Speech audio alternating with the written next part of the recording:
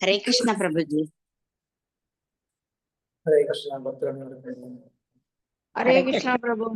हरे कृष्णा प्रभु जी। ओम नमो भगवते वासुदेवाय।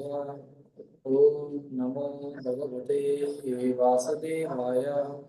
ओम नमो भगवते वासुदेवाय। नमो विष्णुपादाय कृष्णपृष्ठाय मृगलेशे भक्तिवेदांत स्वामिनिधि नामिने नमस्ते सरस्वती देवी गौरवाणी प्रचारिणे निर्विशेष शून्यवादी पाषाण्य देशतारिणे श्री कृष्ण चैतन्य प्रभु नित्यानंद श्री अद्वैत गदाधर श्री वसादि गौर भक्तवृंद। हरे कृष्ण कृष्ण कृष्ण हरे हरे हरे राम राम राम हरे हरे।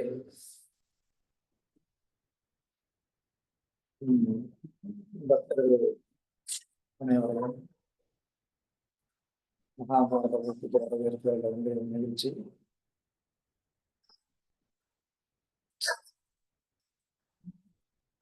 பகவானை பற்றின விஷயங்களா இருக்கட்டும், இல்லைன்னா பக்தர்களை பற்றிய விஷயங்களா இருக்கட்டும், இந்த விஷயங்கள் எப்போதுமே அது ஒரு பௌதிகமான தளத்துல பேசப்படக்கூடியதோ கேட்கப்படக்கூடியதோ கிடையாது. இது முழுவதுமா ஒரு ஆன்மீக தளத்துல நடக்கக்கூடிய ஒரு செயல். இந்த ஆன்மீக தளத்துல நடக்கக்கூடிய இந்த செயல், இதுல நாம செலவிடக்கூடிய ஒவ்வொரு நிமிடமும் நமக்கு அது 100 மடங்கு நமக்கு நன்மையை கொடுத்துட்டு இருக்கு அப்படிங்கிறது தான் உண்மை. நம்ம நம்மளுடைய நேரம் இப்போ வீட்டுல இருக்கிறோம் அப்படின்னு சொன்னா அதற்கான மதிப்பு, அதற்கான பிரயோஜனம் அப்படிங்கிறது வேற. அதே நேரத்தை நம்ம ஆபீஸ் அலுவலகத்துல நம்ம கொடுத்தோம் அப்படின்னு சொன்னா அதற்கான மதிப்பு, அதற்கான பிரயோஜனம் அப்படிங்கிறது வேற. ஆனா அதே நேரத்தை நம்ம பக்தர்களுடைய சங்கத்துல நம்ம கொடுக்கும்போது அதற்கான மதிப்பு, அதற்கான பிரயோஜனம் அப்படிங்கிறது டோட்டலா வேற. எங்கனாலும் நம்ம கொடுக்கறது நம்மளுடைய நேரம் தான். ஆனா எந்த இடத்துல நம்ம அந்த நேரத்தை நம்ம கொடுக்குறோம் அப்படிங்கிறதுடைய அடிப்படையில அதோடைய பயனும் அதோடைய மதிப்பும் கம்ப்ளீட்டா மாறுது. ஒரு வேண்டா வெறுப்பா ஒரு இடத்துல நம்ம இருக்கிறதுனாலயோ இல்ல ஒருத்தர்கிட்ட பேசுறதுனாலயோ நமக்கு என்ன ஆகுது, இயல்பாவே ஒரு இரிட்டேஷன், ஒரு தலைவலி, எப்படா முடியுன்ற மாதிரியான ஒரு மனநிலையெல்லாம் நமக்கு வருவதற்கு வாய்ப்பு இருக்கு. ஆனா எப்போ பகவானை பத்தின அந்த விஷயங்களையோ இல்லைன்னா பக்தர்களை பத்தின அந்த சரித்திரத்தையோ நம்ம கேட்கிறோமோ அதுவும் ஒரு நல்ல தூய பக்தர்கிட்ட இருந்து நம்ம கேட்கறதுக்கான ஒரு சந்தர்ப்பம் கிடைச்சது அப்படின்னு சொன்னா அதை விட ஒரு சிறந்த ஒரு பாக்கியம் நமக்கு எதுவுமே இருக்காது நம்ம வாழ்க்கையில. அப்படி கேட்கும் போது அந்த கதைகள் எப்படி இருக்கும் அப்படின்னு சொன்னா அப்படியே ஒவ்வொரு பதத்திலையும் நமக்கு அந்த ஆனந்தத்தை நம்மளால அனுபவிக்க முடியும். அது அந்த தூய பக்தருடைய தூய்மையான அந்த இதயத்துல இருந்து அந்த பக்தி பூர்வமான அந்த வார்த்தை வர்றதுனால அந்த வார்த்தை நம்மளுடைய கர்ணரந்திரேன நம்மளுடைய காது வழியா அது நம்மளுடைய ஹிருதயத்துக்குள்ள போகும்போது என்ன ஆகுது அப்படின்னு சொன்னா நம்ம ஹிருதயம் எப்படி ஒரு அதிகாலை சூரியனுடைய கிரணம் பட்ட உடனே தாமரையானது ரொம்ப சந்தோஷமா மலருமோ அது மாதிரி நம்மளுடைய ஹிருதயம் என்ன ஆகும், அது மலர்ச்சி அடையுது. ஸோ அதனால பக்தருடைய சங்கத்துல பகவானை பற்றின கதைகளோ இல்ல பக்தருடைய அந்த சரித்திரங்களையோ நம்ம கேட்கிறது அப்படிங்கிறது நமக்கு கிடைத்திருக்கக்கூடிய ஒரு மிகப்பெரிய ஒரு பாக்கியம். அந்த பாக்கியத்தை நம்ம எந்த அளவுக்கு நம்ம பயன்படுத்திக்கிறோமோ அந்த அளவுக்கு நம்ம பார்ச்சோம், நம்ம அதிர்ஷ்டசாலிகள். ஓகே, இந்த மகாபாரதம் அப்படிங்கிற தொடர் உபன்யாசத்துல எப்ப ஆரம்பிச்சாலும் ஏதாவது ஒரு டிஸ்டர்பன்ஸ் என்னை இரிட்டேட் பண்ணிக்கிட்டே இருக்கு. பகவான் எனக்கு பொறுமையை கொடுக்கணும்னு சொல்லி எல்லாரும் சேர்ந்து உங்க குலதெய்வத்தை வேண்டிக்கமா பார்க்கலாம் ஒரு வாட்டி. வேண்டிக்கிறீங்களா இல்லையா? Yes, Prabhu. குலதெய்வம் யாரு?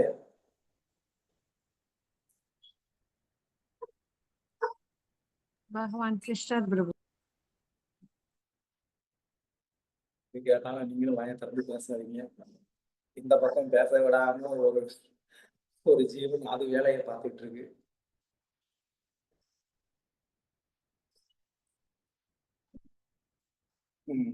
ஸோ முதல் நாள் மகாபாரத வகுப்புல நம்ம வந்து மகாபாரதம் எப்படி வந்து தோன்றுனது, அப்புறமா யார் யாருக்கிட்ட சொன்னது, அந்த ஆதி பருவம்னா என்ன, அந்த ஆதி பருவத்துல யாருடைய சரித்திரங்கள்லாம் சொல்லப்பட்டிருக்கு அப்படிங்கிறதெல்லாம் நம்ம வந்து பார்த்தோம். இந்த ஆதி பருவம் அப்படிங்கிறது ஒரு பெரிய ஒரு பருவம் அப்படிங்கிறத நான் முதல் நாள்லயே நான் சொன்னேன்.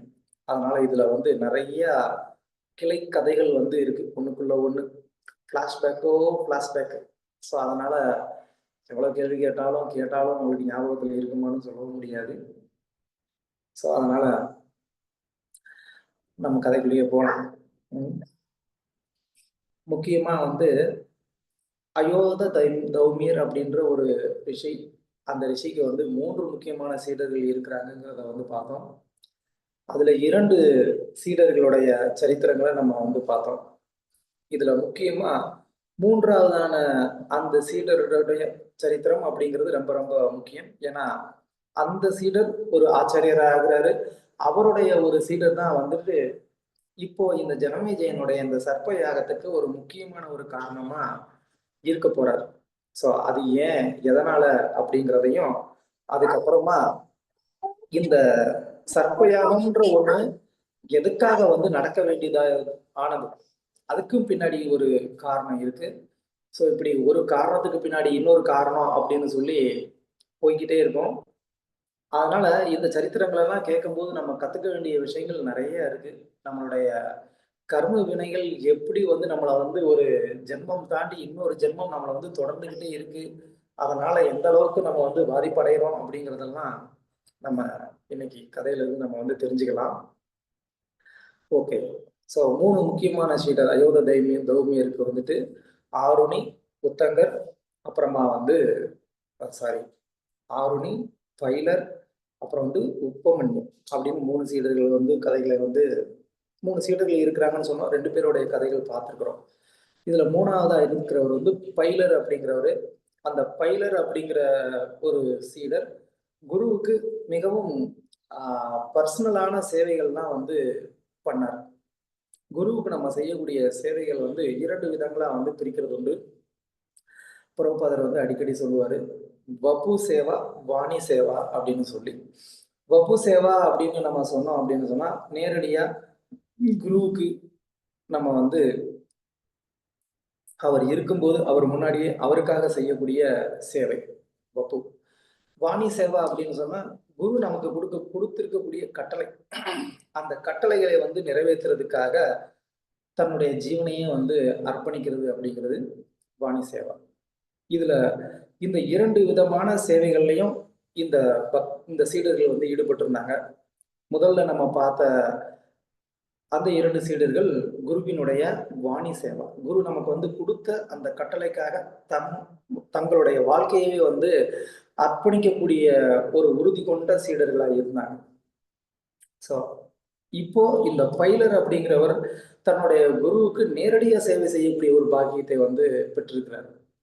இப்போ இதுல எது பெஸ்ட் அப்படின்னு நம்ம வந்து நினைக்கலாம். இது பெஸ்டா அது பெஸ்டா அப்படின்னு நமக்கு வந்து ஒரு சந்தேகம் வரலாம். 2மே வந்து பெஸ்ட் தான். குருவுடைய பேச்சை கேட்கறது அப்படிங்கிறதே வந்துட்டு நமக்கு வந்து பெஸ்ட் தான். அதுலயும் வந்து ஒருத்தவங்களுடைய அந்த தன்மை அப்படிங்கிறது ஒரு விதத்துல இருக்கும். சிலருக்கு பக்கத்துல இருந்து கேட்டு சேவை செய்யறதுக்கு விருப்பமா இருக்கலாம்.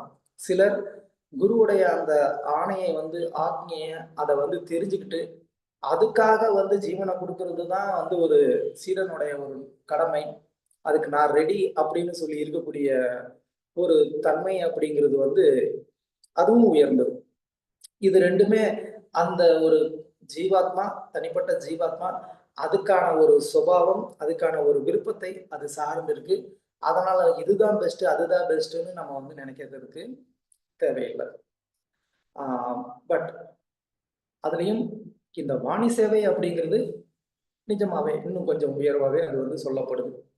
எதனால அப்படி சொல்லணும்னு கேட்டா, ஏன்னா இந்த சீடர் குருவினுடைய அந்த ஆக்ஞை, அந்த ஆணையை வந்து எடுத்துக்கிட்டு அதை நிறைவேற்றுறதுக்காக அந்த குரு என்ன மாதிரியான ஒரு சேவையை கொடுத்துருக்கிறாரோ அதுக்காக அவர் வந்து துணிஞ்சு தன்னந்தனியா அந்த சேவையை செய்யறதுக்காக பலவிதமான முயற்சிகளை அவர் வந்து எடுக்கணும். அதுக்கு வந்துட்டு ரொம்பவே வந்து ஒரு மன தைரியம் தேவை.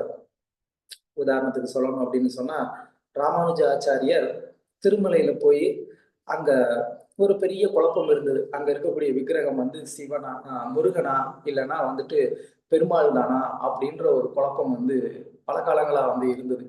அதனாலேயே வந்துட்டு திருப்பதி பாலாஜிக்கு பல ஆண்டுகளாக வந்து சரியான ஒரு வழிபாடே வந்து நடக்காம இருந்தது. ஏன்னா அந்த குழப்பம் இருந்ததுனால. அப்ப ராமானுஜர் தான் அங்க போய் வந்து என்ன பண்றாரு, அதை வந்து நிரூபிக்கிறார். இது இங்க இருக்கிறது வந்து பாலாஜி தான் அப்படின்னு சொல்லி சாஸ்திரங்கள்ல இருந்து நிறைய வந்து விவாதங்கள், வாதங்களை வந்து வைக்கிறாரு. பத்ம புராணத்துல வந்து வேங்கடாச்சல மகாத்மியம் அப்படின்னு சொல்லி ஒரு பகுதி இருக்கு, ஒரு சாப்டர். அதுல இருந்து எடுத்து மேற்கோள் காமிச்சு எப்படி வந்து பெருமாள் இந்த வேங்கடாத்திரி அந்த மலையில வந்து வாசம் பண்ணியிருக்கிறாரு, அதெல்லாம் அவர் வந்து நிரூபிக்க முயற்சி பண்றாரு. ஆனாலும் வந்து யாரும் அதை ஏத்துக்கிறதுக்கு ரெடியா இல்லை.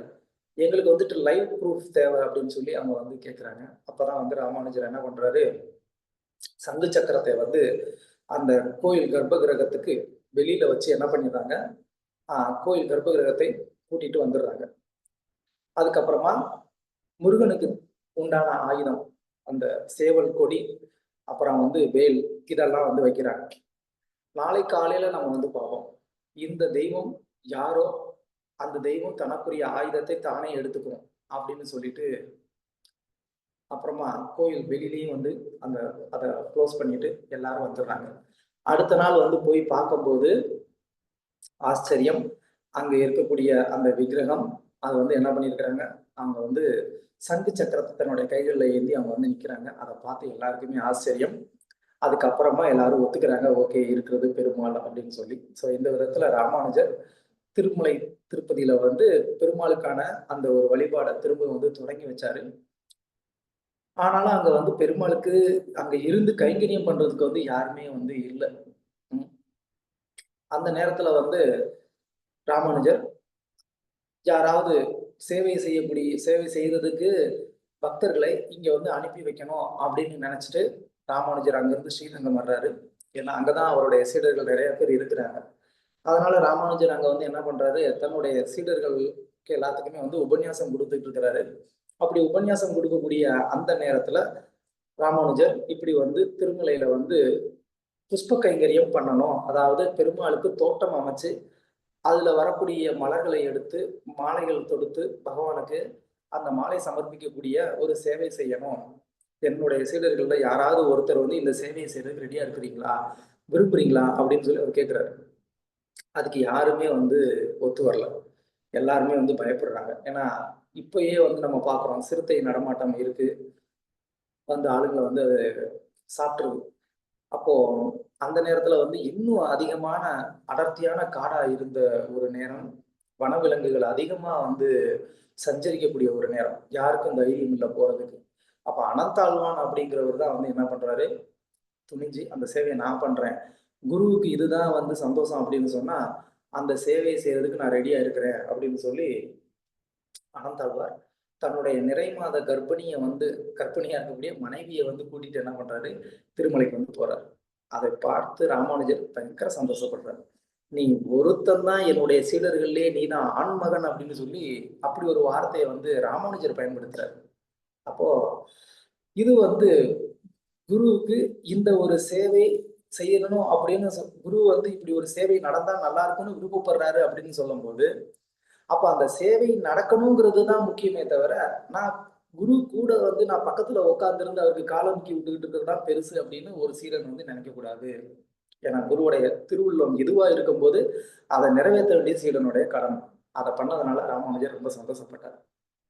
ஓகே, ஸோ இந்த விதத்துல குருவுடைய விருப்பம் என்னங்கிறது தெரிஞ்சு செயல்பட வேண்டியது குரு சிஷ்யனுடைய ஒரு கடமை. அந்த விதத்துல இந்த பைலர் அப்படிங்கிறவர் வந்து என்ன பண்றாரு, அயோத தௌமியர் அப்படிங்கிற அந்த குருவுக்கு நேரடியான பணிவிடை செய்யக்கூடிய ஒரு பாக்கியம் கிடைச்சிருக்கு. அதை ரொம்ப சந்தோஷமா அவர் வந்து பண்ணிக்கிட்டு இருக்கிறாரு. குருவுக்கு வந்துட்டு இந்த மாதிரி சமைச்சு கொடுக்கறது, பாத்திரம் கழுவுறது, ஆசிரமத்தை பாத்துக்கிறது, இப்படி வந்து என்ன பண்றாரு, பலவிதமான கைங்கரியங்களை வந்துட்டு நேரடியா வந்து அவர் பண்றாரு. இந்த கைங்கரியங்களெல்லாம் அவர் வந்து பண்ணிட்டு இருக்கக்கூடிய அந்த நேரத்துல அவருக்கு எந்த ஒரு விஷயத்தையுமே அந்த குரு வந்து அவருக்கு வந்து கத்துக் கொடுக்கல. அதை பத்தி அவர் ஒரு வார்த்தை கூட வந்து என்ன பண்ணல, குரு கிட்ட வந்து கேட்கல. எவ்வளவு காலம் வந்து அவர் சேவை பண்ணாரு, 1000 வருட காலங்கள் வந்து அந்த குருவுக்கு வந்து பணிவிடை பண்றாரு. ஸோ 1000 வருட காலம் பணிவிடை செஞ்சும் கூட குரு எதுவுமே சொல்லி கொடுக்காம இருக்கிறாரே அப்படின்னு சொல்லி அவர் வந்து ஒரு கேள்வி கூட கேட்காம தன்னுடைய சேவையை வந்து பண்ணிக்கிட்டு இருக்கிறார்.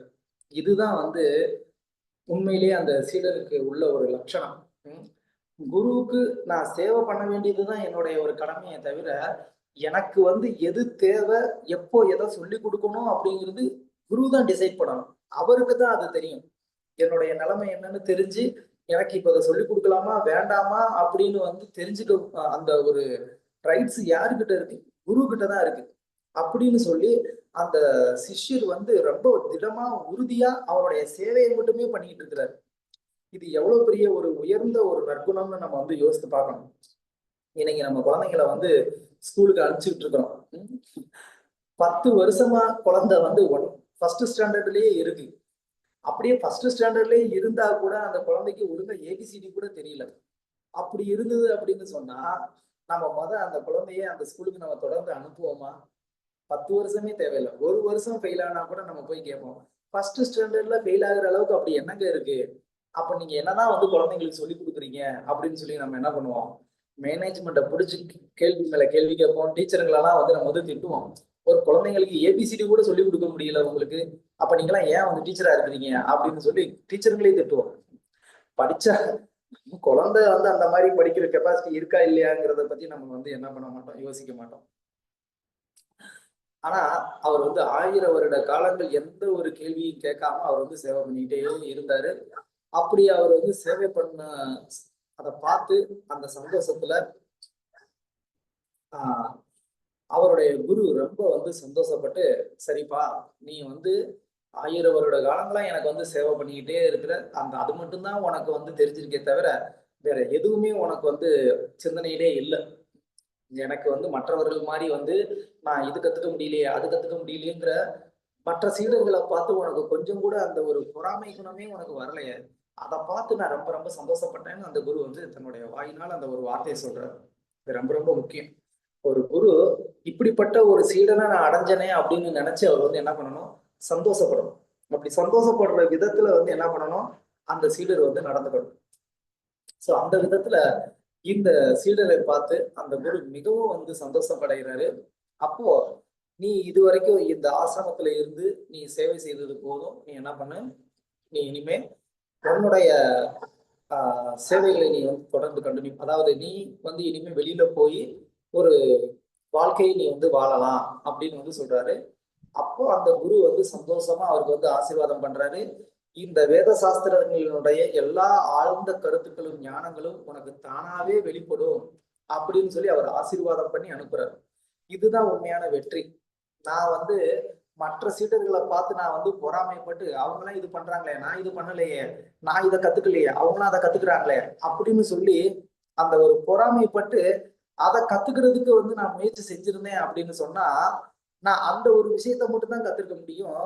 இந்த வேத சாஸ்திரங்களுடைய அந்த குகியமான அந்த ஞானத்தை வந்து நான் அடைஞ்சிருக்க முடியுமா அப்படின்னு கேட்டா அது நடந்திருக்கிறதுக்கு வாய்ப்பு இல்லை. சரி, இது ரொம்ப ரொம்ப முக்கியமான ஒரு விஷயம்.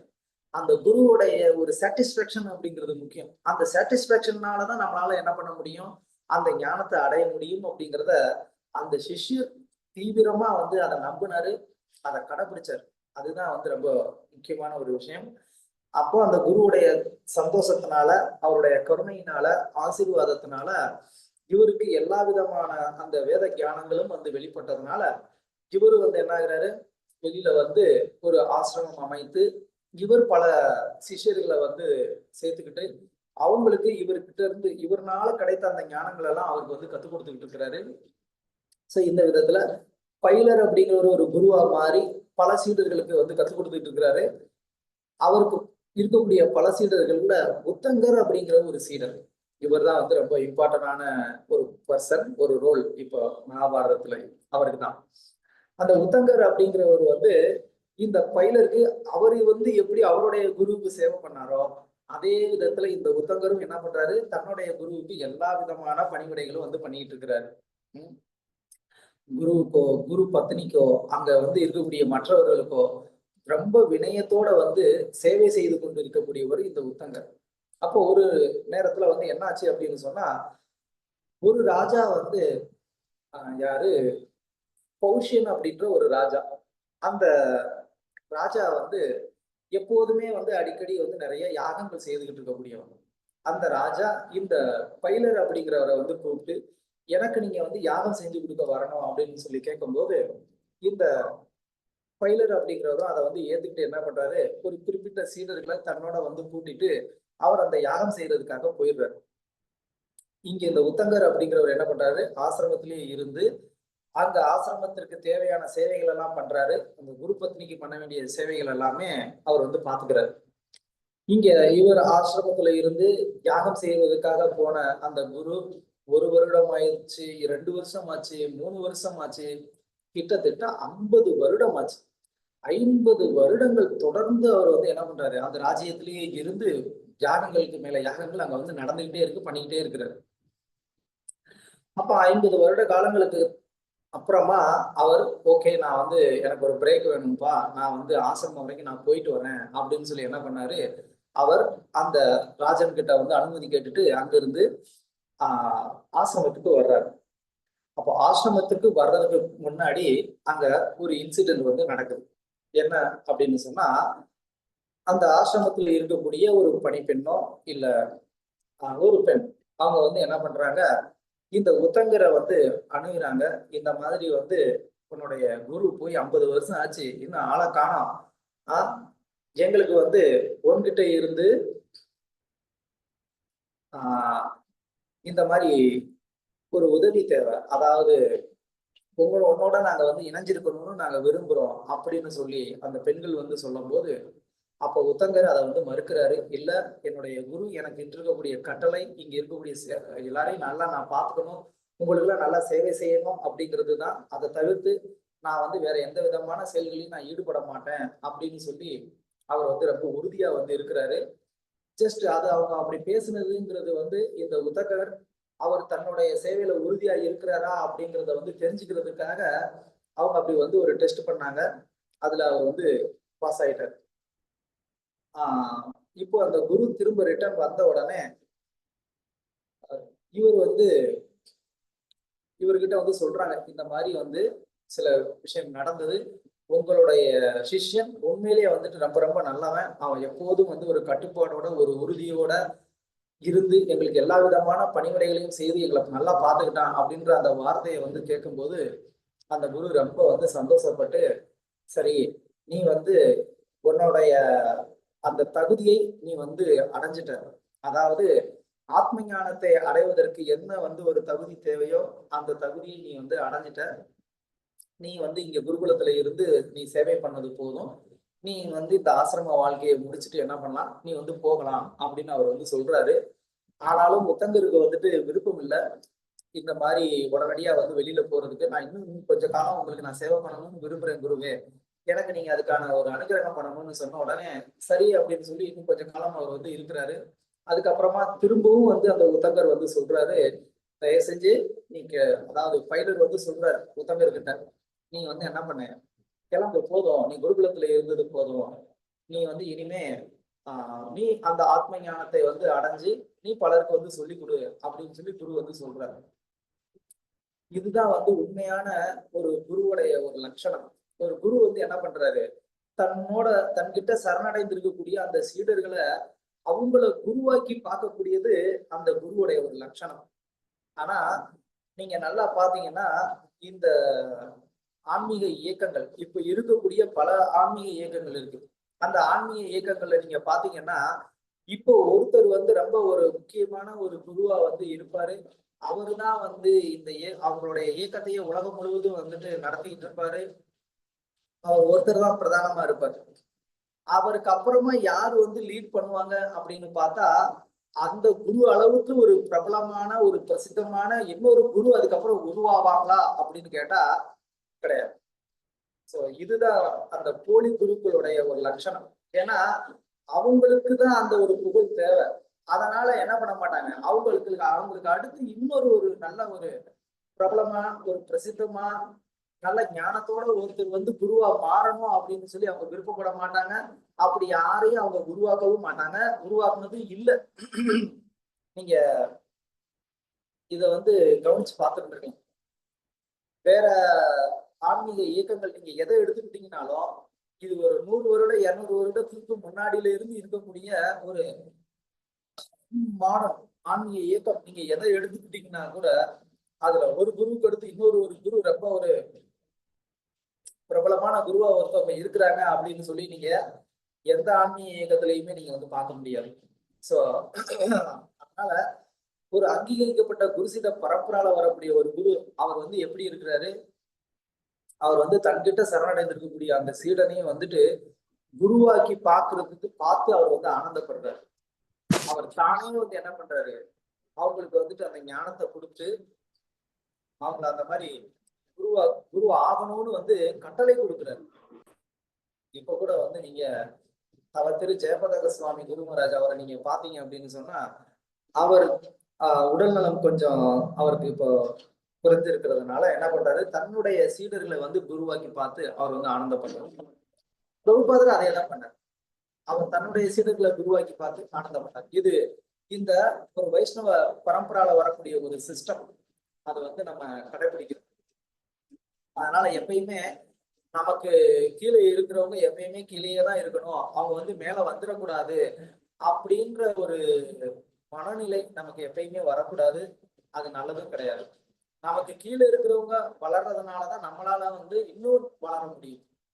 நமக்கு கீழே இருக்கிறவங்களை வளர விடாம நம்ம அப்படியே வச்சிருந்தோம் அப்படின்னு சொன்னா அப்ப நம்மளுடைய வளர்ச்சி தான் பாதிக்கப்படுதே தவிர அவங்களுடைய வளர்ச்சி பாதிக்கப்பட போகுது. அதான் அவங்க வளரல அப்படின்னா அவங்க ஏற்கனவே எப்படி இருக்கிறாங்களோ அப்படியே இருந்துட்டு அவங்க போயிட போறாங்க. ஆனா நம்ம வளர்ந்தோமா அப்படின்னா நம்மளும் வளர்ந்துருக்க மாட்டோம். ஞானம் அப்படிங்கிறது எப்பவுமே வந்து கொடுக்கதான் அது வந்து வளருமே தவிர வச்சிருக்கிறதுனால என்ன ஆகாது, அது வளராது. திருக்குறள் நினைக்கிறேன், என்ன திருக்குறள் அது, தொட்டனை தூரும் மணற்கேணி மாந்தர் கூட்டம், என்ன திருக்குறள் அது யாரு தெரியும்? கற்றனை தூரும் அறிவு அப்படின்னா என்ன அர்த்தம்? குளத்துல இருக்கக்கூடிய அந்த தண்டு வந்து நீர்மட்டம் எவ்வளவு உயரம் இருக்கோ அந்த அளவுக்கு அந்த தண்டு வந்து உயரமா வளரும். ஹரே கிருஷ்ணா. அந்த தண்ணீரை எடுக்க எடுக்கதான் என்ன ஆகும், நீர் வந்து இன்னும் வந்து பெருகும். அதே மாதிரிதான் அறிவு வந்து கொடுக்கதான் பெருகும் அப்படின்னு வந்து வள்ளுவர் வந்து சொல்லியிருக்கிறாரு. சோ அதனால நம்ம இந்த ஒரு மனநிலையில இருக்கணும் அப்படிங்கிறத இங்க நம்ம தெரிஞ்சுக்கணும். நம்ம வந்து என்ன பண்ணணும்னு நினைக்க கூடாது, அப்படியே நமக்குள்ளேயே வந்து எல்லாத்தையும் பொத்தி மறைச்சு வச்சுக்கணும்னு நினைக்க கூடாது. பலவிதமான அறிவு அப்படிதான் வந்து மறைச்சு போச்சு. அதோடைய ஒரு அடிச்சுவடே இப்ப இல்லாம போயிடுச்சு. உதாரணத்துக்கு சித்த மருத்துவத்தை நம்ம வந்து சொல்லலாம். முன்னாடி காலத்துல எல்லாமே வீட்டிலேயே வந்து நம்ம எல்லாம் வைத்தியம் பார்த்துக்கிட்டு இருந்தோம். வீட்டுல பெரியவங்களுக்கு எல்லா விதமான ஒரு மருத்துவம் தெரியும், அவங்களே வந்து செஞ்சு எல்லாமே கொடுப்பாங்க. ஆனா இன்னைக்கு யாருக்காவது ஏதாவது வீட்டுல வந்து தெரியுதா, குழந்தைங்களுக்கு வந்து ஏதாவது பண்ணுன்னா இது செஞ்சு கொடுக்கணும் அப்படின்னு வந்து ஏதாவது தெரியுதா? ஒன்றும் தெரியுது இல்லை. ஏதாவது ஒண்ணு வந்தா உடனே மெடிக்கல் போகணும், 2 டேப்லெட்டை வாங்கி போடுறோம், அவ்வளவுதான். அது இமிடியேட்டா சரியாயிரும், நமக்கும் வந்துட்டு தொல்லை இல்லை. இதுதான் வந்து இன்னைக்கு இருக்கக்கூடிய ஒரு மனநிலை. ஓகே. சோ இப்போ புத்தங்கர் வந்து ஆசிரமத்தை விட்டு வெளியில போகணும்னு நினைக்கிறதுக்கு முன்னாடி அவர் வந்து குரு தட்சணை கொடுத்துட்டு தான் போகணும் அப்படின்னு அவர் வந்து நினைக்கிறாரு. இதுவும் வந்து ரொம்ப முக்கியமான ஒரு கடமை. ஒரு சீடன் அப்படிங்கிறவன் வந்து யாருக்கிட்ட இருந்து அந்த ஞானத்தை வந்து அடைகிறாரோ அவருக்கு எது விருப்பமோ அதை தட்சணையா கொடுக்கறது முறை. அவருக்கு அந்த தட்சணையை கொடுக்கறது மூலமா தான் என்ன ஆக முடியும், அதுல வந்து அவர் வந்து பூர்ணம் அடைய முடியும். அந்த ஞானம் அவருடைய வாழ்க்கையில பயன்படவும் செய்யும். அந்த தட்சணை அப்படின்றது நம்ம வந்து கொடுக்கல அப்படின்னு சொன்னா, அப்ப நம்மளால வந்து என்ன பண்ண முடியாது, அந்த ஞானத்தை பூர்ணமா அடைய முடியாது. சரியான நேரத்துல அந்த ஞானம் நமக்கு பிரயோஜனமும் படாது. அதுக்கு நல்ல ஒரு உதாரணம் என்னன்னா, நம்ம இன்னைக்கு ஸ்கூல் காலேஜ்ல போய் படிக்கக்கூடிய அந்த நாலேஜ் தான். ஏதோ வந்து இதெல்லாம் படிச்சா நல்லதுன்னு சொல்லி நம்ம வந்து படிக்கிறோம். ஆனாலும் அது ஏன் நமக்கு வந்து வாழ்க்கையில பிரயோஜனப்பட மாட்டேங்குது அப்படின்னு சொன்னா, ஏதோ ஒரு ஃபீல்டு ரிலேட்டடா நம்ம வந்து படிச்சோம்னா அது சம்பாதிக்கிறதுக்கு பிரயோஜனமா இருக்கு, அவ்வளவுதான். அது கூட வந்து பலருக்கு வந்து பிரயோஜனம்னு சொல்ல முடியாது. படிச்சுட்டு சும்மா இருக்கிறாங்க, இல்ல அந்த வேலையே கிடைச்சா கூட அந்த வேலையில அவங்களால பெருசா வந்து சைன் ஆக முடியல. இப்படி எல்லாம் வந்து இருக்கிறதுக்கு காரணம் என்னன்னா, நம்ம படிக்கிறதுங்களுக்கு சொல்லிக் கொடுக்கக்கூடிய வாத்தியாருக்கு நம்ம வந்து ஒன்றும் பெருசா ரெஸ்பெக்ட் கொடுக்கறது இல்லை. அட்லீஸ்ட் முந்தில இருந்த ஜென்ரேஷன் அந்த ஒரு ரெஸ்பெக்ட் எல்லாம் இருந்தது. ஆனா இன்னைக்கு இருக்கிற ஜென்ரேஷன் டீச்சர்ஸ் எல்லாம் யாருக்குமே வந்துட்டு ஒரு ரெஸ்பெக்ட் அப்படிங்கிறதே கொடுக்கறது கிடையாது. அப்படி இருக்கும்போது அந்த ஞானம் எப்படி நமக்கு வந்து பிரயோஜனப்படாது. அதனால இந்த உதங்கர் வந்து குரு கிட்ட கேட்கிறாரு, நான் உங்களுக்கு ஏதாவது வந்து ஒரு குருதட்சணை கொடுக்கணும்னு நினைக்கிறேன், நீங்க என்ன நான் கொடுக்கணும்னு நினைக்கிறீங்களோ அதை சொல்லுங்க, நான் கொடுக்குறேன் அப்படின்னு வந்து கேட்கிறாரு. இது வந்து ஒவ்வொரு குருவுடைய ஒரு மனநிலை அந்நேரம் அவங்க எப்படி இருக்கிறாங்களோ அதுக்கு பொறுத்து வந்துதான் இருக்கு. சில நேரங்கள்ல வந்து என்ன ஆயிரும், ஒரு சீடருக்கு வந்து என்ன பண்ணிடுறாரு ஒரு குரு, எனக்கு வந்து நீ போய் 10,000 பசுமாடு கொண்டு வா அப்படின்னு சொல்லிடுறாரு. இன்னொருத்தர் வந்து என்ன பண்றாரு, 1000 குதிரை வேணும்னு கேட்கிறாரு. 1000 குதிரைனா ஈஸி, ஆனா 1000 குதிரை வந்து கருப்பா இருக்கணும். 1000 குதிரை கருப்பா இருந்தா பரவாயில்ல, அதுல ஒரு காது மட்டும் வெள்ளையா இருக்கணும். இப்படி எல்லாம் வந்து சொல்லி எனக்கு வந்து காணிக்கை வேணும்னு கேட்டுருவாங்க, குருதட்சணையா வேணும்னு கேட்டுருவாங்க. அப்ப என்ன பண்ண முடியாது, ரொம்ப கஷ்டம்தான். ஆனாலும் வந்து அந்த சீடனுக்கு அதை வைக்கக்கூடிய ஒரு பரீட்சை, அதையும் அவர் வந்து குருவுடைய கருணையினாலே என்ன பண்றாரு, ரொம்ப சக்சஸ்ஃபுல்லா அதை வந்து செஞ்சு முடிக்கிறாரு. அந்த விதத்துல இங்க உதங்கர் குரு கிட்ட கேட்ட உடனே குரு பெருசா அவருக்கு வந்து எதுவும் வந்து டெஸ்ட் வைக்கல. பரவாயில்ல, நீ எவ்வளவு காலம் இங்க வந்து சேவை பண்ணதே போதும், எனக்கு எதுவும் வேண்டாம் அப்படிங்கிறாரு.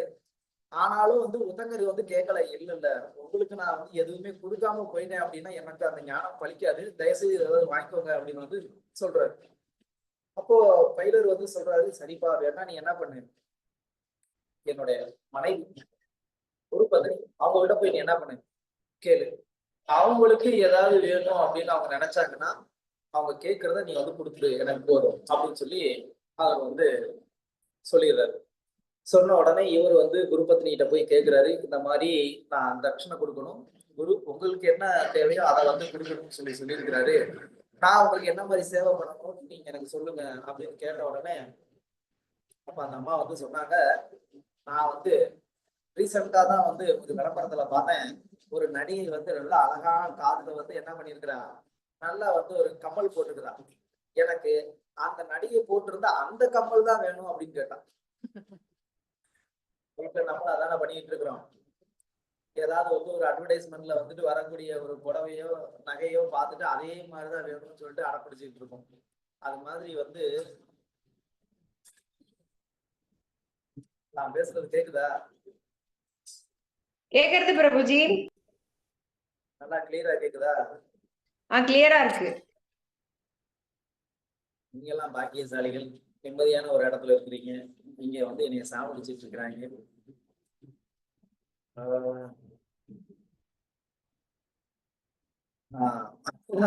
எங்க விட்டேன்? நகை நடிகைகளை பார்த்து ஆசைப்படுறது அதுல விட்டீங்க. வெரி குட், கரெக்டா ஞாபகம் வச்சிருக்கீங்க. அது மாதிரி அந்த குரு பத்னி என்ன சொன்னாங்க, இந்த நாட்டு ராஜா கௌஷல் அவனுடைய மனைவி அந்த ராணி வந்து ஒரு ஸ்பெஷலான ஒரு குண்டலம் வச்சிருக்கிறாங்க. அந்த குண்டலம் வந்து ரொம்ப ரொம்ப ஸ்பெஷல். அந்த குண்டலம் எனக்கு வந்து வேணும். ஏன்னா இப்ப ரீசெண்டா வந்து அதாவது ரொம்ப சீக்கிரமே இந்த ஆசிரமத்துல ஒரு ரொம்ப பெரிய ஒரு நிகழ்ச்சி நடக்க போகுது.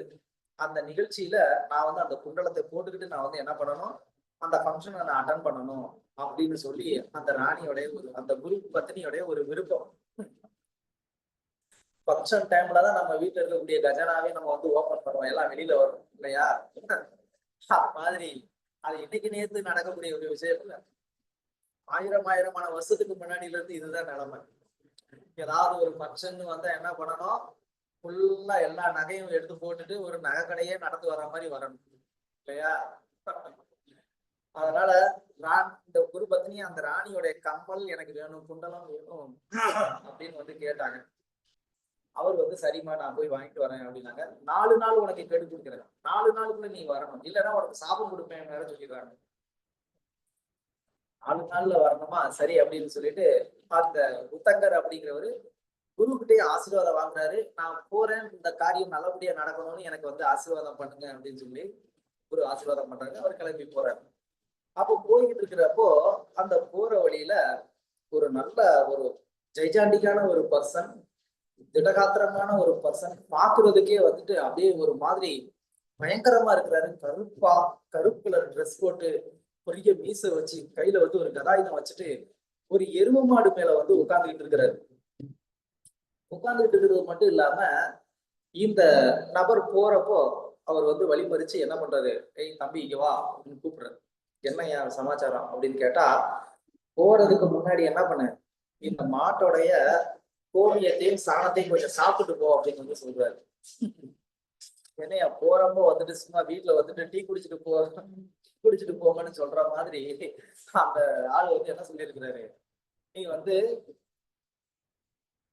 இந்த மாதிரி இந்த மாட்டோடைய கோமியத்தையும் சாணத்தையும் சாப்பிடு அப்படின்னு சொல்றாரு. அவருக்கு சடனா வந்து போய்கிட்டு இருக்கிறப்போ அந்த பாதையில வந்து ஒருத்தர் இப்படி வந்து நீ இதை சாப்பிடு அப்படின்னு சொன்னார்னா எப்படி இருக்கும், ரொம்ப விசித்திரமா இருக்கும். ஒரு போற வழியில யாராவது ஒருத்தவங்க வந்து பசி அவங்க ஆடுறதுக்கு ஏதாவது வந்து உணவு கொடுப்பாங்க, பழங்கள் சாப்பிடணும்னு சொல்லுவாங்க. எனக்கு கூட வந்து நல்ல அனுபவம் இருக்கு. இந்த மாதிரி வந்து போய்கிட்டு இருக்கிற சமயத்துல திடீர்னு யாராவது ஒருத்தவங்க வந்து கூப்பிடுவாங்க, கூப்பிட்டு இந்தாங்க சாமி பழம் சாப்பிடுங்க அப்படின்னு சொல்லி அவங்களே கொடுப்பாங்க. இல்லை என் காசு எதுவும் இல்லை அப்படின்னு சொன்னா, உங்ககிட்ட யார் சாமி காசு கேட்டா, சாப்பிடுங்க நீங்க அப்படின்னு சொல்லி கொடுப்பாங்க. ரொம்ப ஆச்சரியமா இருக்கும், எப்படி நம்மளை பார்த்து வந்து ஏன் கொடுக்குறாங்க அப்படின்னு சொல்லி. அப்போ அந்த மாதிரி ஏதாவது கொடுத்தா பரவாயில்ல. அந்த ஆள் வந்து என்ன சொல்றாரு, கோமியத்தையும் சாணத்தையும் கொஞ்சம் சாப்பிட்டு போ அப்படின்னு சொல்றாரு. இவருக்கு ஒண்ணுமே புரியல, இது ஏன் நான் சாப்பிடணும், அதான் நான் சாப்பிட மாட்டேன் அப்படின்னு சொல்லி அவர் அடம்பிடிக்கிறாரு. அப்போ அந்த நபர் வந்து சொல்றாரு, யோசிக்காத, இதுக்கு முன்னாடி உன் குருவும் இதை வந்து பண்ணியிருக்கிறாரு, அதனால நீ வந்து தைரியமா சாப்பிடு அப்படின்னு சொன்ன உடனே, குரு பேரை சொன்ன உடனே அவருக்கு அதை மறுக்க முடியல. குருவும் பண்ணியிருக்காரோ யாருன்னு தெரியல, சரி பண்ணுவோம் அப்படின்னு சொல்லி என்ன பண்றாரு, கொஞ்சமா அந்த மாட்டினுடைய எரும மாட்டோடைய அந்த அந்த கோமியமும் சாணமும் கொஞ்சம் வந்து சாப்பிட்டுட்டு அங்க இருந்து கிளம்பி போறாரு. போய் அந்த ராஜனை வந்து பாக்குறாரு. பௌஷன்ங்கிற அந்த ராஜா கிட்ட வந்து தான் எதற்காக வந்தேங்கிற அந்த காரணத்தை வந்து சொல்றாரு. இப்படி என்னுடைய குரு தட்சணையா நான் வந்து கேட்டு வந்திருக்கிறேன், என்னுடைய வேத கல்வியெல்லாம் நான் வந்து முடிச்சிருக்கிறேன், குருகுலத்தை விட்டு நான் வெளியில வந்திருக்கிறேன். இப்போ என் குருவுக்கு நான் வந்து தட்சணையா நான் வந்து ஒண்ணு கொடுக்கணும், அதுக்கு நீ எனக்கு உன்னுடைய உதவி தேவை அப்படின்னு சொன்ன உடனே அந்த அரசனுக்கு ரொம்ப வந்து சந்தோஷம். தான தர்மத்துல ரொம்ப வந்து ஒரு சிறந்த அந்த அரசன், நிறைய யாக யக்கியங்கள் பண்ணி மக்களுக்கும் பிராமணர்களுக்கு எல்லாருக்குமே வந்துட்டு தானம் கொடுக்கக்கூடிய ஒரு அரசன். இப்படி ஒருத்தன் வந்து வேத கல்வியை வந்து ஒரு பிரம்மச்சரிய வாழ்க்கையில இருந்து முடிச்சுட்டு அவன் வந்து குருவுக்கு தட்சணை கொடுக்கறதுக்காக கேட்டு வந்திருக்கிறானேன்னு சொல்லி அவருக்கு ரொம்ப சந்தோஷம். சரி உன்னுடைய வேண்டுதல் என்ன சொல்லு, என்னால் முடிஞ்சதை நான் கண்டிப்பா நான் நிறைவேற்றுறேன் அப்படின்னு சொன்ன உடனே, எனக்கு பெருசா எதுவும் தேவையில்லை, ராணி அவங்க வந்து காதுல வந்து ஒரு ஸ்பெஷலான ஒரு குண்டலம் வச்சிருக்கிறாங்களாமே, அந்த குண்டலம் வேணும்னு எங்களுடைய குரு பத்னி கேட்குறாங்க, அவங்களுக்கு தயவு செஞ்சு நீங்க என்ன பண்ணுங்க, அதை கொடுத்து அனுகிரகம் பண்ணுங்க அப்படின்னு சொன்ன உடனே, எனக்கு ஒரு அப்ஜெக்ஷன் இல்லப்பா, அந்த புறத்துல இருக்கிறாங்க ராணி, நீ என்ன பண்ணு, அவங்க கிட்ட போய் கேளு, அவங்க கொடுத்தாங்கன்னா நீ தாராளமா வாங்கிக்கோ அப்படின்னு வந்து சொல்லிடுறாங்க. இப்போ அவருக்கு வந்துட்டு பயம் ஜாஸ்தியாகுது. எந்த ஒரு பெண் தான் தன் வந்து ரொம்ப ஸ்பெஷலா வேணும் அப்படின்னு சொல்லி பண்ணியிருக்கக்கூடிய ஒரு கலெக்ஷனை யாராவது வந்து கேட்டா அவ்வளவு ஈஸியா கொடுத்துருவோமா? கூட பிறந்த அக்கா தங்கச்சியே வந்துட்டு நம்ம வாங்கி வச்சிருக்கிற கலெக்ஷன்ல ஏதாவது நல்லா இருக்கு எனக்கு வேணும் அப்படின்னு கேட்டா அதுவே வந்து கொடுக்க மாட்டோம். அவங்களுக்கே கொடுக்க மாட்டோம். அதுலயும் இது யாரோ ஒருத்தர் இவர் வந்து வேதம் படிச்சதுக்கு இவர் குருதட்சணையா கொடுக்கறதுக்கு இவங்க பண்ணி வச்ச அந்த கலெக்ஷனை கொடுக்கணும்னு சொன்னா எப்படி இருக்கும்? இது நடக்குமா நடக்காதா அப்படின்ற அந்த பயத்திலேயே அவர் வந்து உள்ள போறாரு. உள்ள போனா அந்த புறமே, அதாவது அந்த புறம் இருக்கு, அங்க பணிப்பெண்கள்லாம் இருக்காங்க. ஆனா ராணியை பார்க்க முடியல. ராணி எங்கம்மா, ராணி எங்க அப்படின்னு சொல்லி தேடிக்கிட்டே இருக்கிறாங்க. ஆனா ராணியை வந்து பார்க்க முடியல. அவருக்கு வந்து ரொம்ப கோபம் வந்துடும். கோபம் வந்து ராஜா கிட்ட வந்து சொல்றாரு, இங்க பாரு, நான் கேட்டதை வந்து உனக்கு கொடுக்க முடியாது அப்படின்னா கொடுக்க முடியாதுன்னு நேரடியா சொல்லு. ஆனா அதை விட்டுட்டு நீ வந்து என்ன பண்ற, என்னைய வந்து நீ வச்சு நீ விளையாடுற. ம், உன்னுடைய ராணி அங்க இல்லையே, நீ வந்து என்கிட்ட வந்து பொய் சொல்றியா அப்படின்னு சொன்ன உடனே, அதெல்லாம் இல்லப்பா, ராணி அங்கதான் இருக்கிறா. ராணி வந்து உன் கண்ணுக்கு தெரியலையா அப்படின்னு கேட்ட உடனே, இல்ல, ராணி என்னால பார்க்க முடியல, அங்க இல்ல அப்படின்னு சொன்ன உடனே, அப்ப அரசர் சொன்னாரு, என்னுடைய மனைவி வந்து ரொம்ப ரொம்ப பியூர். அவங்க வந்துட்டு அப்பழுக்கற்ற ஒரு பத்தினி. அந்த மாதிரியான ஒரு பெண் வந்து அழுக்கா இருக்கிறவங்க, அசுத்தம் அடைந்திருக்கிற ஒரு நபர்னால வந்து என்ன பண்ண முடியாது, பார்க்க கூட முடியாது அப்படின்னு சொன்னார். எப்படிப்பட்ட ஒரு மனைவியா இருக்கிறாங்கன்னு பாருங்க. இன்னொரு ஒரு ஆண் அசுத்தம் அடைந்திருக்கிறாரு அப்படின்னு சொன்னா மனசளவுல கூட கிடையாது. அவர் வந்து உடல் அளவுல ஒரு அசுத்தம் இருந்திருந்தா இருக்கு. அது என்னன்னு சொல்றேன். அப்ப அதுக்கே வந்து என்ன ஆக முடியல, அந்த ராணியை வந்து பார்க்க முடியல அப்படின்னு சொன்னா, அப்ப எந்த அளவுக்கு அவங்களுடைய அந்த கற்புத்தன்மை இருக்குன்னு பாருங்க. அது வந்து, அதனால நீ ஏதோ தப்பு பண்ணியிருக்க, அதனாலதான் உன்னால பார்க்க முடியல. நீ வந்து அசுத்தம் அடைஞ்சிருக்க, அதனாலதான் உன்னால பார்க்க முடியல. என்ன பண்ண நீ அப்படின்னு வந்து ராஜா கேட்கிறாரு.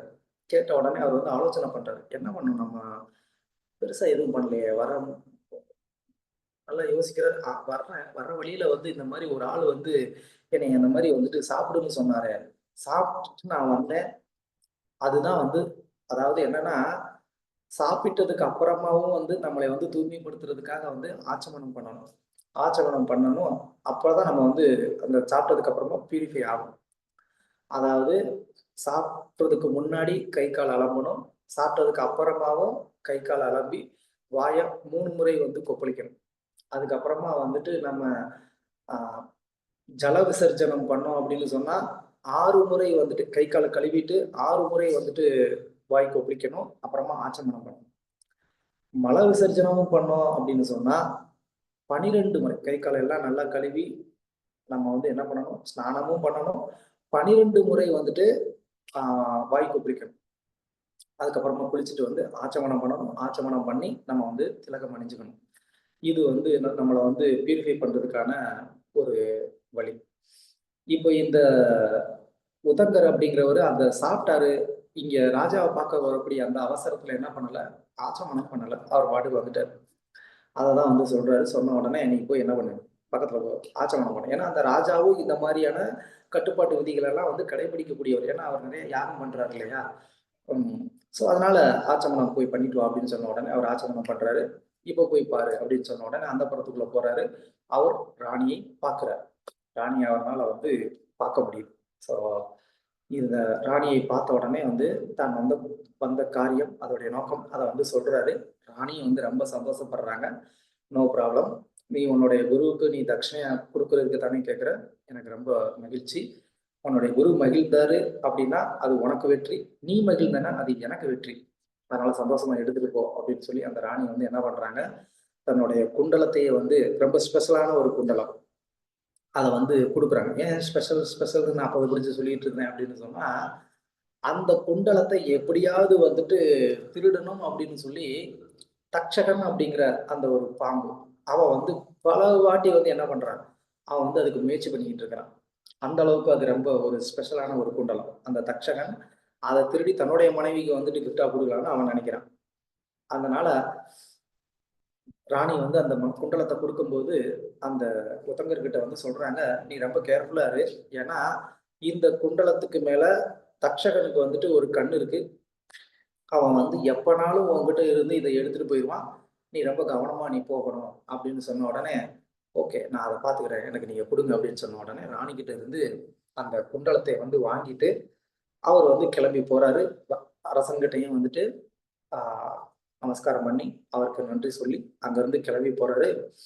போற வழியில அவரை ஒரு சன்னியாசி ரூபத்துல ஒருத்தர் வந்து என்ன பண்றாரு, பின்தொடர்ந்தே வர்றாரு. ஒரு விசித்திரமான ஒரு சன்னியாசியா இருக்கிறாரு. சன்னியாசி அப்படின்னு சொன்னா அந்த சன்னியாச இலக்கணத்தின்படி அவருடைய உடையோ இல்லைன்னா வந்து அவருடைய நடவடிக்கையோ எதுவுமே இல்லை. ஆனா பார்க்கறதுக்கு அவர் வந்து ஒரு போலி சன்னியாசி மாதிரி அவர் வர்றது இந்த உதங்கர்னால வந்து புரிஞ்சுக்க முடியுது. ஏன் இந்த சன்னியாசி நம்மளை வந்து தொடர்ந்து வர்றாரு, இவர் நடந்தா அவர் நடக்கிறாரு, இவர் உட்காந்தா அவர் உட்காந்துக்கிறாரு, இவர் வேகமா நடந்தா அவரும் வேகமா வர்றாரு. இப்படி வந்து அந்த ஆள் கண்டினியூஸா இவரை மட்டுமே ஃபோக்கஸ் பண்ணி ஃபாலோ பண்ணி வர்றாரு அப்படிங்கிறது வந்து உத்தங்கருக்கு வந்து புரிஞ்சிருச்சு. ஆஹா, ராணி சொன்னது கரெக்டா இருக்கு. அப்போ இந்த சன்னியாசி ரூபத்துல இருக்கிறது அந்த தட்சகன்ற பாம்பு தான் போலயே. அப்போ இந்த குண்டலத்தை எப்படினாலும் வந்து எடுத்துணும் அப்படின்னு சொல்லி இந்த தட்சகர் முயற்சி செய்யறாரு அப்படிங்கிறத வந்து புரிஞ்சுக்கிட்டு உத்தங்கர் ரொம்ப பயத்தோட வேக வேகமா நடக்கிறாரு. எப்படியாவது வந்து குரு பத்னிக்கிட்ட இதை கொண்டு போய் சேர்க்கணும்னு சொல்லி குருவை நினைச்சிட்டு பகவானை வேண்டிக்கிட்டு போய்கிட்டே இருக்கிறாரு. ஒவ்வொரு சந்தியா காலத்திலையும் கரெக்டா ஒருத்தர் வந்து என்ன பண்ணணும், சந்தியாவந்தனம் பண்ணணும், காயத்ரி மந்திரங்களை ஜபம் பண்ணணும், அதுக்கு அவர் வந்து ஸ்நானம் பண்ணணும், ஆச்சமனம் பண்ணணும், இதெல்லாம் பண்ணி அப்புறமா தான் பண்ண முடியும். அதுக்கான ஒரு சரியான ஒரு இடம் கிடைச்ச உடனே இந்த உத்தங்கர் வந்து பாக்குறாரு. அந்நேரம் இந்த தட்சகன் கண்ணுக்கு தெரியல. அந்த சன்னியாசி ரூபத்துல வந்தது தட்சகன்.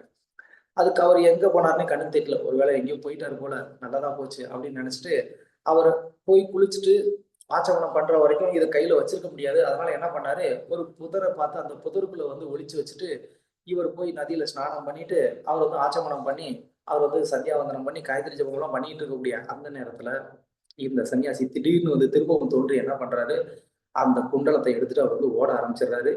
இவர் அப்ப கூட பாருங்க, இந்த மாதிரி குண்டலத்தை வந்து எடுத்துட்டு போறானே அப்படின்னு சொல்லி இம்மிடியட்டா அவர் பண்ணிட்டு இருக்கக்கூடிய அந்த காயத்ரி ஜபத்தை அவர் வந்து ஸ்டாப் பண்ணல, கண்டினியூ பண்ணிட்டே இருக்கிறாரு. ஏன்னா இது வந்து ரொம்ப முக்கியம்.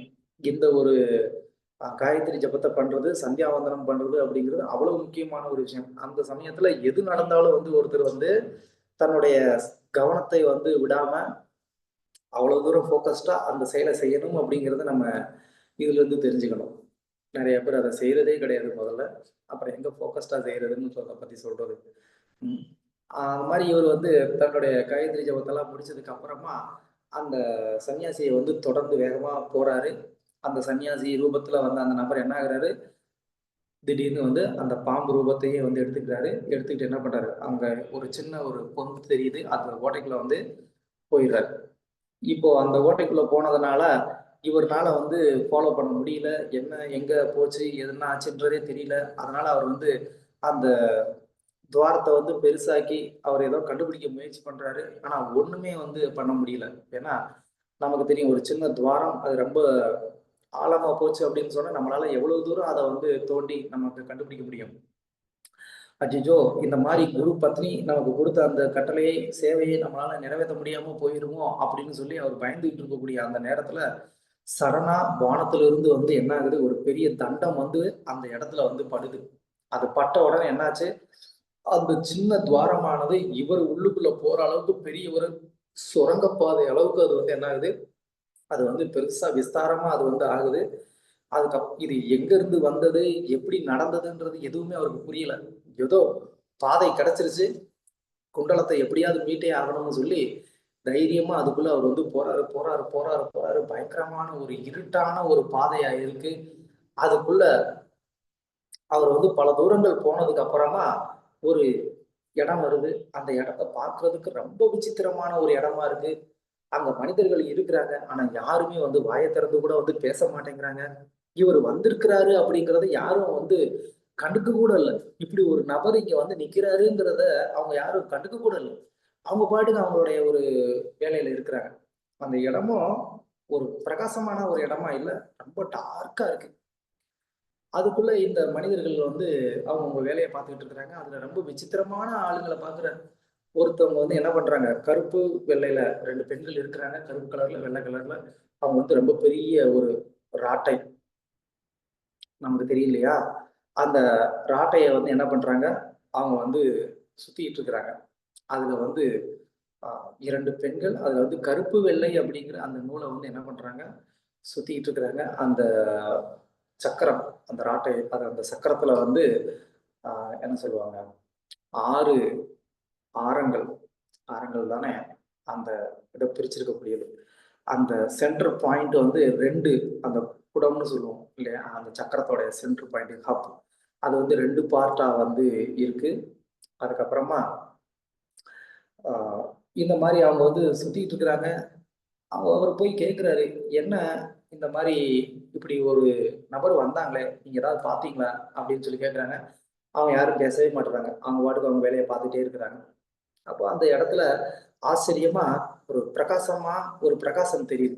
என்ன அப்படின்னு பார்த்தா, அங்க வந்து ஒரு நல்ல ஒரு வெள்ளை கலர்ல ஒரு குதிரை வந்து நிக்குது. அந்த குதிரையை வந்து பார்த்து ஆச்சரியமா அவர் வந்து அந்த குதிரை பக்கத்துல போறாரு. போன உடனே அந்த குதிரை வந்து பேசுது. என்னது அது?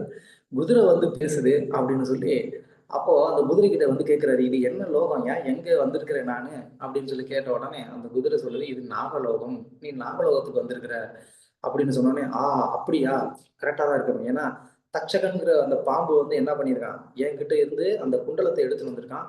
என் குருவுடைய பத்னிக்கு அதை நான் வந்து காணிக்கையா கொடுக்கணும். தயவு செஞ்சு அதை நான் எடுத்துட்டு போறதுக்கு எனக்கு ஏதாவது நீ வந்து ஒரு ஹெல்ப் பண்ணு. அவன் எங்க இருக்கான்னு எனக்கு சொல்லு அப்படின்னு சொன்ன உடனே அந்த குதிரை வந்து சொன்னது, நீ கவலைப்படாத, நீ என்ன பண்ணு, என்னுடைய ஆசன வாய் பகுதியை நீ வந்து என்ன பண்ணு, உன்னுடைய வாயை வச்சு நீ வந்து ஊது, உனக்கு எல்லாமே நடக்கும் அப்படின்னு சொன்ன உடனே அதுவும் விசித்திரமா இருக்கு. ஒண்ணுமே புரியல. எதுக்கு குதிரையோடைய ஆசன வாயில நான் வாயை வச்சு ஊதணும் அப்படின்னு. பட் இப்ப இது வந்து வேலை நடந்தாகணும். அதனால என்ன பண்றாரு, அதை வந்து பண்றாரு. அப்போ அந்த ஆசன வாயில அவர் வந்து வாயை வைத்து ஊதின உடனே அந்த குதிரையினுடைய தேகத்துல இருந்து இம்மீடியட்டா வந்து அப்படியே வந்து அக்னி வளர ஆரம்பிக்குது. அந்த அக்னி வெளிப்பட்டு அது வளர்ந்து அப்படியே அங்க இருக்கக்கூடிய மொத்த அந்த நாகலோகத்தையே வந்து என்ன செய்ய ஆரம்பிக்குது, அது தகிக்க ஆரம்பிக்குது. வெப்பம் வந்து கொஞ்சம் கொஞ்சமா இன்க்ரீஸ் ஆகிக்கிட்டே இருக்கு. தீ பரவுது. காடுகள் அந்த செடி கொடி மரங்கள் எல்லாமே வந்து எரிஞ்சு பயங்கரமான ஒரு வெப்பம் வந்து அங்க உருவாகுது. அதனால அந்த லோகமே அழியக்கூடிய மாதிரியான ஒரு சூழ்நிலை ஏற்படுது. அதை பார்த்து தட்சகன், நம்மளுடைய தப்புனால இந்த லோகமே அழிஞ்சிடக்கூடாது அப்படின்னு சொல்லி என்ன பண்றாரு, அந்த தட்சகன் அந்த உதங்கர் முன்னாடி தோன்றி, இந்த குண்டலத்தை தயவுசெய்து நீ எடுத்துட்டு போ, இந்த லோகத்தை அழிச்சிடாத அப்படின்னு சொன்ன உடனே உதங்கர் அவர்கிட்ட இருந்து அந்த குண்டலத்தை வாங்கிக்கிறார். இப்போ வந்துட்டோம், திரும்ப ரிட்டர்ன் எப்படி போறதுன்னு தெரியலையே அப்படின்னு சொல்லி அவர் வந்து யோசிச்சுட்டு இருக்கும் போது, அது மட்டும் இல்லாம டைமும் வந்து முடிய போகுது. நான் சீக்கிரமா எப்படி நான் வந்து போய் சேர முடியும் அப்படின்னு நினைக்கும் போது, அந்த குதிரையை வந்து சொல்லுது, நீ என் மேல ஏறி உட்காந்துக்கோ, நான் வந்து என்ன பண்றேன், உன்னை உன் குரு கிட்ட கொண்டு போய் விட்டுறேன் அப்படின்னு சொன்ன உடனே ரொம்ப சந்தோஷத்தோட அவர் வந்து என்ன பண்றாரு, அந்த குதிரை மேல வந்து ஏறி உட்காந்துக்கிறாரு. அந்த குதிரையும் வந்து அந்த நாகலோகத்துல இருந்து ரொம்ப வேகமா அவரை வந்து வெளியில கொண்டு வந்து அவருடைய ஆசிரமத்துக்கு பக்கமே அதை வந்து விட்டுட்டு என்ன பண்றது, அந்த குதிரை மறைஞ்சிருது. இது எல்லாமே இவருக்கு வந்து ரொம்ப விசித்திரமா இருக்கு. என்னதான் நடக்குது அப்படின்னே அவருக்கு வந்து புரியல. ஆனாலும் முதல்ல போய் வந்து குண்டலத்தை கொடுத்துருவோம் அப்படின்னு சொல்லி குருவை வணங்கி, குரு பத்னியை வணங்கி, நீங்க கேட்ட குண்டலம் வாங்கிக்கோங்க அப்படின்னு சொல்லி அவர் வந்து கொடுத்துடுறாரு. கொடுத்த உடனே குரு பத்னிக்கு ரொம்ப ரொம்ப சந்தோஷம். ஆஹா, நான் எதிர்பார்த்த அந்த குண்டலம் எனக்கு வந்துருச்சு அப்படின்னு சொல்லி, இனிமே அந்த ஃபங்க்ஷனுக்கு நான் தைரியமா வந்து என்ன பண்ணுவேன், நான் வந்து என்னை அலங்காரம் பண்ணிட்டு நான் போவேன் அப்படின்னு சொல்லி அந்த குரு பத்னிக்கு சந்தோஷம். அவங்க ஆசீர்வாதம் பண்றாங்க, நீ நல்லா வந்து வருவ அப்படின்னு சொல்லி. அவரும் வந்து சரி, என்னுடைய கடமை வந்து முடிஞ்சிருச்சு அப்படின்னு சொல்லி அவர் கிளம்புறதுக்கு முன்னாடி குரு கிட்ட சில சந்தேகங்கள் கேட்கிறாரு. ஏன்னா இந்த குண்டலத்தை வாங்க போறதுக்கு முன்னாடியும் சரி, அப்புறமும் சரி, சில செயல்கள்லாம் நடந்தது. இது என்ன நடந்தது, எப்படி நடந்தது அப்படிங்கிறது அவர் தெரிஞ்சுக்கணும்னு நினைச்சாரு. அதனால ஒண்ணு அவர் வந்து குரு கிட்ட கேட்கிறாரு, இப்படி நான் போற வழியில ஒரு எருமை மாடு மேல ஒரு ஆச்சரியமான ஒரு மனுஷன் இருந்தான். அந்த மனுஷன் வந்து என்னைய வந்து இது மாதிரி அந்த மாட்டோடைய கோமியத்தையும் சாணத்தையும் சாப்பிடணும்னு சொன்னான். நான் சாப்பிட மாட்டேன்னு சொன்னதுக்கு உன் குருவே இதுக்கு முன்னாடி சாப்பிட்டுருக்கிறாருன்னு சொன்னான். யாரு அவன், நீங்க உண்மையிலேயே அது மாதிரி சாப்பிட்டுருக்கீங்களா அப்படின்னு சொல்லி கேட்கிறான். இந்த உத்தங்கர் சீடர் கேட்கிறாரு. கேட்ட உடனே அப்போ குரு சொல்றாரு, பயப்படாத, நீ சாப்பிட்டது வந்து கோமியமும் மாட்டு சாணமும் இல்லை. அவன் கொடுத்த அந்த கோமியம் அப்படிங்கிறது அமிர்தம். அந்த குடிக்க சொன்ன நபர் யாருன்னா இந்திரன். இந்திரன் வந்து என்னோட பெஸ்ட் ஃப்ரெண்டு. அதனால எனக்காக நீ வந்து ஒரு சேவைக்கு போறங்கிறதுனால உனக்கு உதவி பண்றதுக்காக, ஏன்னா நான் கேட்ட அந்த குண்டலத்துக்கு மேல தட்சகன்கிற அந்த பாம்புக்கு வந்துட்டு அந்த ஒரு கண் இருக்கிறதுனால நீ இப்படி எல்லாம் போக உனக்கு எந்த விதமான ஒரு பாதிப்பும் வரக்கூடாதுங்கிறதுக்காக தான் அவன் வந்து என்ன பண்ணான், அமிர்தத்தை வந்து உனக்கு கொடுத்தான். அப்புறமா அந்த சாணம் அப்படிங்கிறது வந்து என்ன, அது சஞ்சீவினி மருந்து மாதிரி. அதனால உனக்கு எந்த விதமான ஒரு வியாதியும் வராது அப்படிங்கிறதுக்காக அவன் வந்து உனக்கு கொடுத்தான் அப்படின்னு சொன்ன உடனே, சரி, நான் வந்து இந்த தட்சகனுடைய ஃபாலோ பண்ணி நான் அந்த நாகலோகத்துக்கு போகணும்னு நான் முயற்சி செய்யும் போது திடீர்னு வந்து ஒரு தண்டம் வந்தது. அந்த தண்டம் அந்த பாதையை ரொம்ப பெருசாக்குனதே, அது எப்படி நடந்தது, யாரு பண்ணா அப்படின்னு சொன்ன உடனே, அதுவும் இந்திரன் தான். தட்சகன் வந்து உங்ககிட்ட இருந்து குண்டலத்தை எடுத்துட்டு போனதுனால உனக்கு போறதுக்கு பாதையை உருவாக்கி கொடுக்கறதுக்கு தன்னுடைய வஜ்ராயுதத்தையே வந்து அந்த இந்திரன் வந்து அனுப்பிச்சு அந்த பாதையை உனக்கு பெருசாக்கி கொடுத்தான் அப்படின்னு சொன்ன உடனே, ஓகே. அப்போ நான் வந்து அந்த லோகத்துக்குள்ள போகும்போது ஒரு 2 நபர்கள் வந்து கருப்பு வெள்ளை நூலை வந்து தொடர்ந்து வந்து சுத்திக்கிட்டே இருந்தாங்களே, யார் அவங்க, நான் பேசினா கூட பேசலையே அப்படின்னு சொன்ன உடனே, அப்போ குரு வந்து சொல்றாரு, அந்த கருப்பு வெள்ளை நூல் அப்படிங்கிறது தான் வந்து என்னது, இரவு பகல் அப்படிங்கிறது. அந்த நபர்கள் தான் வந்து என்ன பண்றாங்க, காலம்ங்கிற அந்த சக்கரத்தை இயக்கிக்கிட்டு இருக்கிறாங்க. அதுல இருந்து அந்த 6 ஆரங்கள், கால்கள், அதுதான் வந்து என்னது 6 ருத்துக்கள் அப்படின்னு சொல்லி அதுக்கான ஒரு விளக்கம்லாம் சொல்றாரு. சரி, அந்த குதிரை யாரு அப்படின்னு சொன்ன உடனே, அதுதான் அக்னி. அக்னியும் என்னுடைய அக்னி தேவனும் என்னுடைய மிகச்சிறந்த ஒரு நண்பன். அதனால உனக்கு உதவி பண்றதுக்காக அக்னி தேவனும் அங்க வந்திருந்தாரு அப்படின்னு சொன்ன உடனே, ஓ! இவ்வளவு பேரை வந்து இவ்வளவு பேர் எனக்கு வந்து உதவி பண்ணியிருக்காங்களா அப்படின்னு நினைச்சு புத்தங்கர் வந்து ரொம்ப சந்தோஷப்பட்டார். ஸோ இதுல ரொம்ப முக்கியமான ஒரு விஷயம் நம்ம தெரிஞ்சுக்க வேண்டியது என்ன அப்படின்னு சொன்னா, குருவுடைய ஒரு கட்டளையை நம்ம வந்து நிறைவேத்துறதுக்காக நம்ம வந்து முயற்சி செய்தோம் அப்படின்னு சொன்னா, தேவர்கள் எல்லாருமே நமக்கு சப்போர்ட் பண்ணுவாங்க அப்படிங்கிறத நம்ம வந்து தெரிஞ்சுக்கலாம். நாம வந்து என்ன பண்றோம், குரு கிட்ட சரணடைகிறத விட்டுட்டு, நம்ம தேவர்கள் கிட்ட போய் வந்து நம்ம சரணடைகிறதுக்கு நம்ம வந்து பார்க்குறோம். அப்ப நம்ம வந்து ஒவ்வொரு தேவைக்கும் எத்தனை தேவர்கள்ட்ட போய் நம்ம வந்து சரணடைகிறது, அப்ப கூட அது அவங்களுக்கு வந்து நேரடியா குடுக்கறதுக்கான ஒரு அதிகாரம் இருக்கா? அதுவும் கிடையாது. அவங்களுக்கு நமக்கு வந்துட்டு எல்லா விதமான வேத ஞானத்தையும் குடுக்கறதுக்கான ஒரு அதிகாரம் இருக்கா? அதுவும் கிடையாது. ம். அதனால நம்ம இந்த மாரி ஒவ்வொரு தேவதையா நம்ம வந்து தேடி போய் நம்ம வந்து வழிபட்டு அவங்கள வந்து திருப்திப்படுத்துறதுக்கு முயற்சி செய்றத விட, ஒரு உண்மையான ஒரு குருவ நம்ம வந்து திருப்திப்படுத்த முயற்சி செய்தோம் அப்படின்னு சொன்னா, அந்த குருவுடைய அனுகிரகத்தினால இந்த 33 கோடி தேவர்களுமே என்ன பண்ணுவாங்க, நமக்கு வந்து சகாயம் பண்ணுவாங்க, உதவி பண்ணுவாங்க அப்படிங்கிறத இங்க இருந்து நம்ம வந்து தெரிஞ்சுக்கலாம். இப்போ இந்த உத்தங்கர் அப்படிங்கிறவர் வந்து என்ன பண்றாரு, குரு கிட்ட வந்து விடை பெற்றுட்டு அவர் வந்து அங்கிருந்து கிளம்புறாரு. கிளம்பும்போது அவருடைய மனசுல வந்து ஒரு மிகப்பெரிய ஒரு கோபம் இருக்கு. என்ன கோபம் அப்படின்னு சொன்னா, என்னுடைய குருவுக்காக நான் பண்ண வேண்டிய ஒரு சேவையில இந்த தட்சகன் வந்து எனக்கு ரொம்ப பெரிய ஒரு தொந்தரவு குடுத்துட்டான். அதனால நான் என்ன பண்ணணும், இந்த தட்சகனை நான் எப்படினாலும் வந்து பழி வாங்கியே ஆகணும் அப்படின்னு சொல்லி, அப்போ உதங்கர் வந்து முடிவு பண்றாரு. முடிவு பண்ணி அந்த உதங்கர் வந்து என்ன பண்றாரு, இந்த தட்சகனுக்கு வந்துட்டு ஒரு நல்ல பாடம் கற்றுக் கொடுக்கணும், அவன் வந்து பழி வாங்கணும் அப்படிங்கிறதுக்காக தான் ஜனமேஜயன்கிற அந்த ராஜா கிட்ட வந்து நீ சர்ப்ப யாகம் பண்ணணும் அப்படின்னு சொல்லி என்ன பண்றாரு, அந்த அரசனை வந்து சர்ப்ப யாகம் பண்ண சொல்லி தூண்டுறாரு. ஸோ அப்படி அந்த சர்ப்ப யாகம் செய்யணும்னு சொல்லி தூண்டும் போதுதான் ஜனமேஜயன் அந்த சர்ப்ப யாகம் பண்றாரு. அதுக்கப்புறமா அந்த சர்ப்ப யாகம் பாதி நடந்துகிட்டு இருக்கிற சமயத்துல ஆஹ் அந்த யாகம் வந்து பாதியிலே நின்றுது. அதை நிப்பாட்டுறதுக்கு ஒருத்தர் ஆஸ்திகர்னு ஒரு ரிஷி வர்றாரு. ஸோ இது ஜனமேஜயன் செய்த இந்த யாகம் எதுக்கு வந்து பாதியிலேயே நின்னது, அதை ஆஸ்திகர்னு ஒருத்தர் வந்து ஸ்பெசிபிக்கா அவர் வந்து ஏன் வந்து இந்த யஜ்யத்தை வந்து தடுக்கணும், அதுக்கும் மேல தட்சகன் ஒருத்தன் செய்த அந்த ஒரு தப்புக்கு எந்த ஒரு தப்பும் செய்யாத இன்னும் இன்னும் எவ்வளவோ பாம்புகள், சர்ப்பங்கள், அதெல்லாம் வந்து அந்த யஜ்யத்துல வந்து செத்தது, உயிரை விட்டாங்க. அப்போ எந்த தப்புமே பண்ணாம அவங்க எதுக்காக வந்து உயிரை விடணும் அப்படின்னு ஒரு கேள்வி இருக்கலாம். அதுக்கு பின்னாடியும் காரணம் இருக்கு. அதெல்லாம் என்ன நடந்தது அப்படிங்கிறதெல்லாம் நம்ம இன்னும் வரக்கூடிய கிளாஸ்ல வந்து நம்ம பார்க்கலாம். ஓகே, ஹரே கிருஷ்ணா. ஏதாவது கேள்வியில கருத்துக்கள் இருந்தா சொல்லுங்க.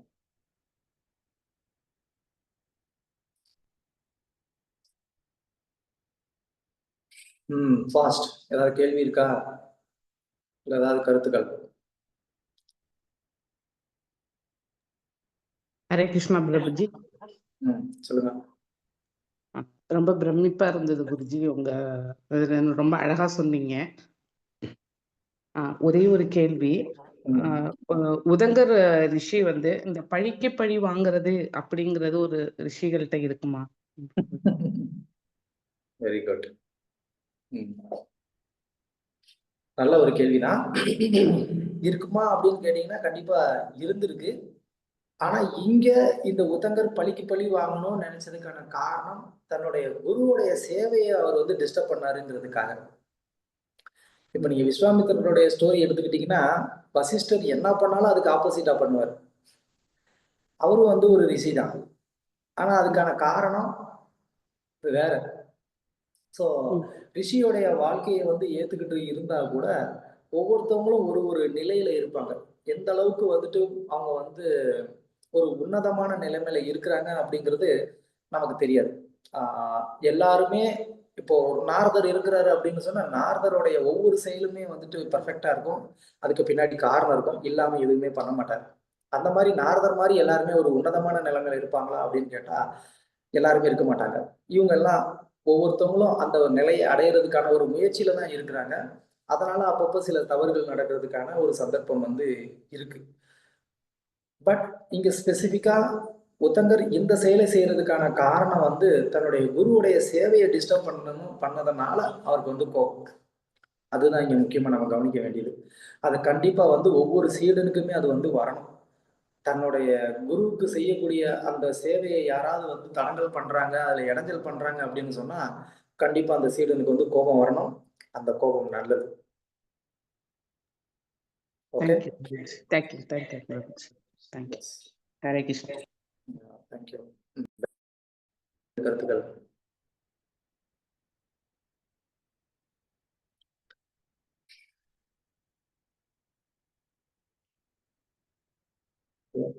டக்குன்னு வந்து ரியாக்ஷன் இருக்கணும். இருக்கு, இல்ல, போதும் ப்ரோ, இவ்வளவு நேரம் நீங்க எடுத்ததே, கிளாஸ் முடிச்சிருவோம், ஏதாவது ஒண்ணு வந்து சொல்லுங்க. இன்னும் சொல்லாம அமைதியாக இருந்தீங்கன்னா என்ன பண்றது?